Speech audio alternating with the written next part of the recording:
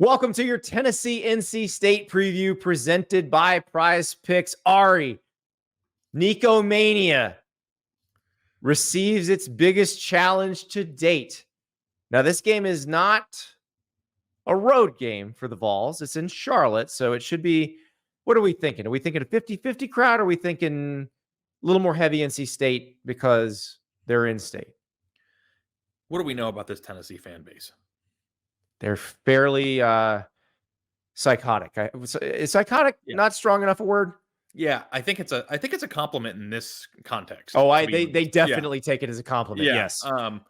I think that Tennessee is going to be very well represented because it's a reasonable driving distance, and who wouldn't be excited to hop in the car to go watch Nico play? I mean, this is going to be a really great atmosphere, and I think Tennessee is going to be very well represented in that stadium.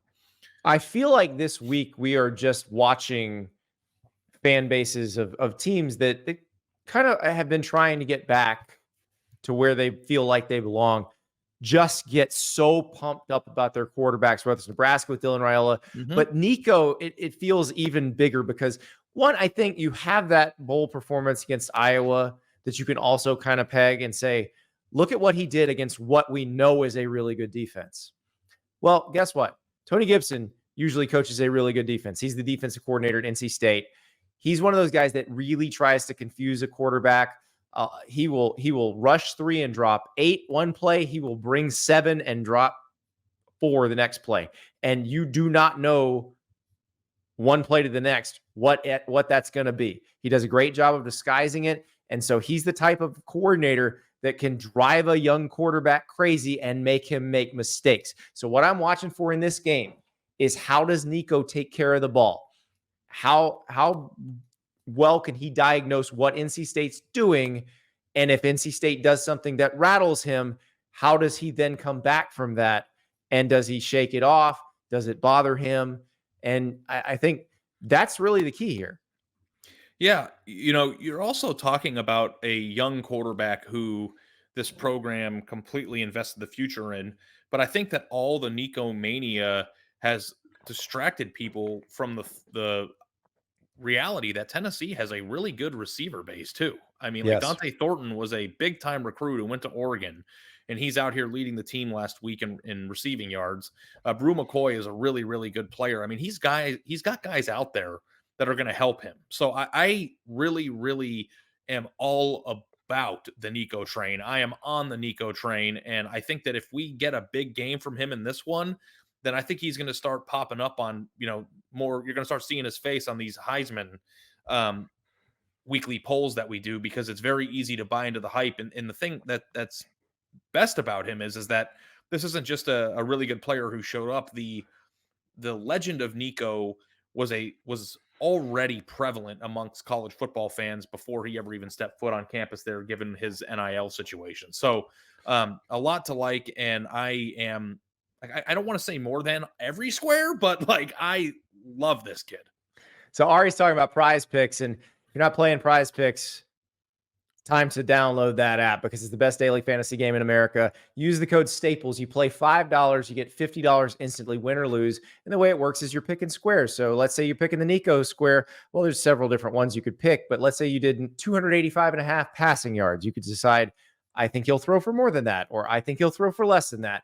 And you play that, and you pick yourself another square. You can have as few as 2.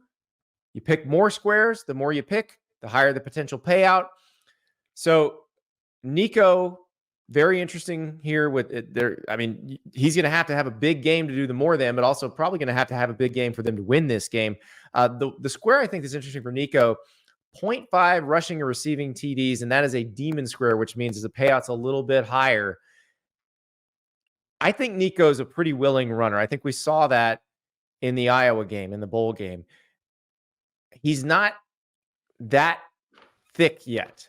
What I keep wondering with Nico is, now he's gotten bigger. He's 6'6". He's now like 220 pounds, but his dad is like 6'8", 320. And I think there's a world where Nico is like a junior in college or senior in college or in the NFL, where we're talking about like a 6'6", 240 pound dude who's just rock solid. So you're saying that the dude's just going to turn into Cam Newton one day?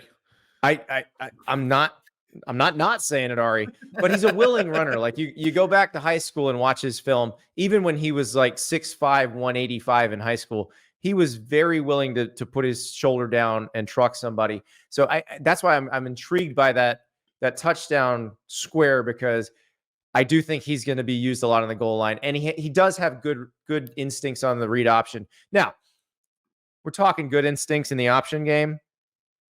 It's not the offense he's running now, but we know Grayson McCall, the NC State quarterback, has incredible instincts with all of any sort of play action option mesh situations, because we watched him at Coastal Carolina for all those years when Jamie Chadwell was his coach and playing in that offense. Now we're seeing him play in Robert Anai's offense at NC State. I thought against Western Carolina, he did fine. There was a pretty critical interception early that really hurt NC State, but without us being in the meetings, we don't know what happened, because it was a miscommunication between McCall and a receiver who clearly the receiver ran a different route than McCall was expecting. So I don't know whose fault that was. So I'm not going to just hammer Grayson McCall for throwing a pick there, but Grayson McCall is going to have to play really well. And oh, by the way, Ari, James Pierce Jr. for Tennessee may be the best pass rusher in the whole country coming at him. Yeah, I mean, we're talking about the person who's probably going to be 1.1 in the NFL draft this year. Entirely possible.